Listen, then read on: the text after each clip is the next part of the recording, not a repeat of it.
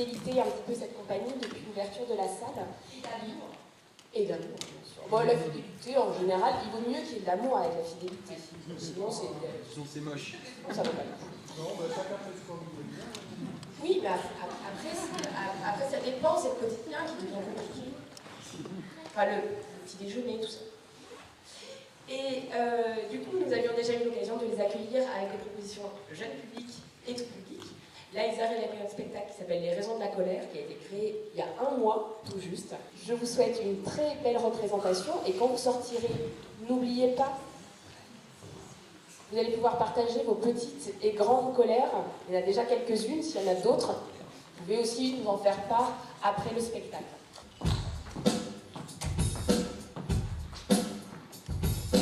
Quand la grand-mère m'a adopté, j'étais tout petit, mignon, rayé. La grand-mère pouvait pas se douter qu'un jour j'apprendrais à nager. Ça normal, ça me vit. J'ai qu'une vie mais tellement longue. Maintenant je suis qu'un vieux chapelet. J'ai traversé siècles et marées. Je peux raconter l'avenir venu.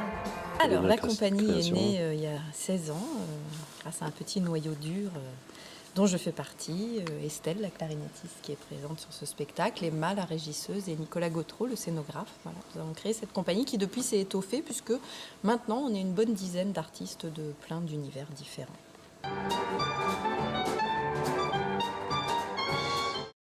Alors en général c'est du théâtre plutôt musical. Comme on est un collectif d'artistes, il y a des comédiens, moi je suis conteuse, il y a 2 danseuses, il y a un chanteur de rock. Donc selon les créations, c'est des spectacles fléchettes. Voilà, qui sont orientés soit vers la danse, soit vers le théâtre, soit vers la musique, mais en général ça se mélange. Alors moi, Jessica Thieu est née en 1932 à La Roche-sur-Yon dans les Vendées. À l'âge de 10 ans, elle s'enfuit de ce département abominable pour se rendre dans le département encore plus abominable que le département de la Creuse. C'est ainsi qu'elle amène dans ses bagages Nicolas Gautreau, le scénographe, qu'elle quitte ensuite parce que quand même, faut pas déconner. Et pourquoi les raisons de la colère, d'un coup en air. Jessica Thieu. À toi.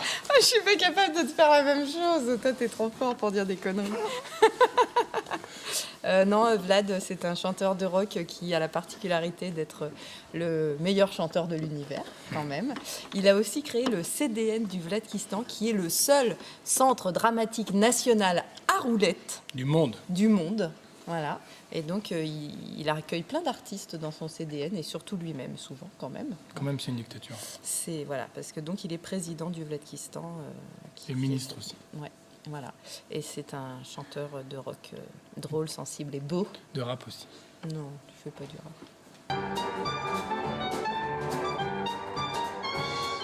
C'est un spectacle qui est né il n'y a pas très longtemps, puisqu'on a fait les premières fin janvier, et que depuis, voilà, on est sur une tournée où on joue dans les lieux qui nous ont accompagnés pour la création de ce spectacle. La Rochefoucauld en fait partie.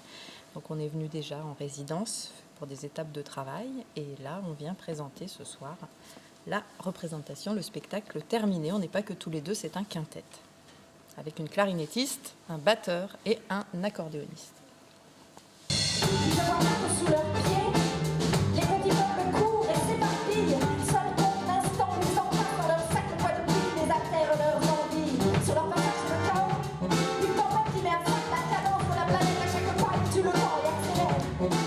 L'histoire d'un mec qui est super déprimé, il était tellement down qu'il sentait l'asphalte, et donc en fait c'est un spectacle pour aider les gens à sortir de la dépression en passant par une dépression plus profonde. Non, ça c'est le concert de Nico. Tu te trompes de spectacle, Vlad. Quand tu touches le fond, creuse encore. Voilà. Non, Les Raisons de la colère, c'est l'histoire d'une petite grand-mère qui un jour reçoit la visite de la colère et qui décide d'aller parler aux hommes. Et personne l'écoute, et du coup elle va sur la banquise où elle laisse pousser ses cheveux. T'as vu, c'est vachement plus clair que ton histoire. Bah oui. Et elle se retrouve 2500 ans plus tard. C'est plus marrant. Voilà, en fait on a décidé d'écrire une mythologie de l'avenir en partant de tout ce qui ne nous plaisait pas, tout ce qui nous emmerdait dans le monde d'aujourd'hui. On a décidé d'écrire ce que serait la mythologie de l'avenir et d'expliquer aux gens que finalement il ne faudrait peut-être pas attendre 2500 ans pour terrasser les géants. Là où les jours de neige blanche épousent le ciel gris, là où rien ne pousse, où rien ne vit, là où il n'y a jamais eu d'être humain, ni d'ours, ni de chien.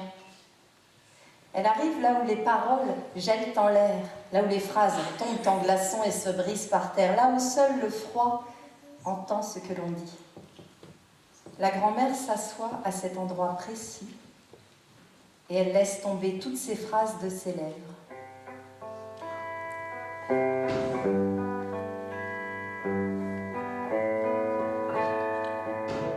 Optimiste, jubilatoire, voilà, pour lutter contre la morosité qui nous grignote par les doigts de pied.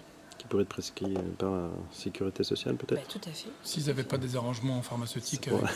peut-être ils J'ai cru que tu prescriraient parlais des- d'arrangements musicaux.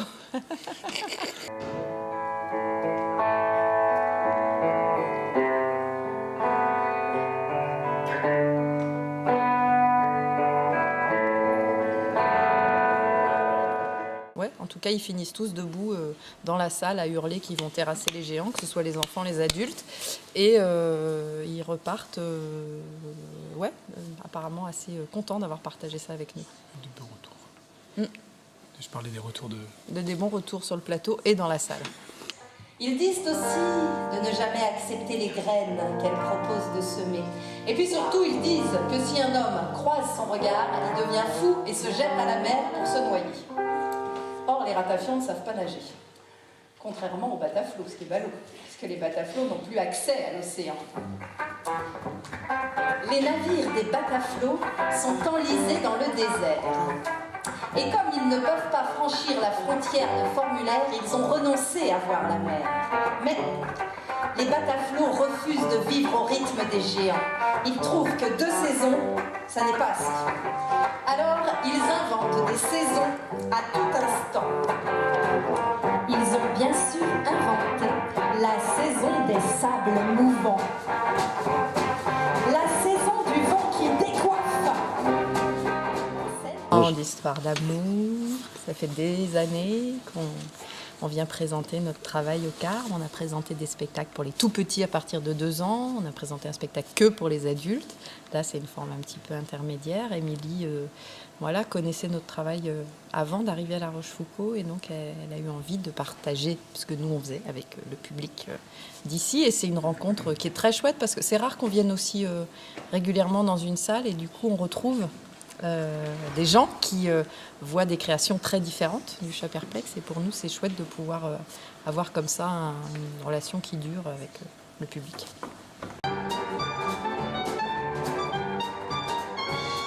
Des petites vacances d'abord parce qu'on a travaillé fort pour terminer ce spectacle et puis après on part en tournée avec d'autres spectacles de la compagnie. Ouais, trop. Pas de vacances, des répètes, du rock'n'roll et des concerts. La saison du vent qui décoiffe, celle du vent qui recoiffe, la saison des gouttes d'eau de vie, la saison de la chasse aux chaussures.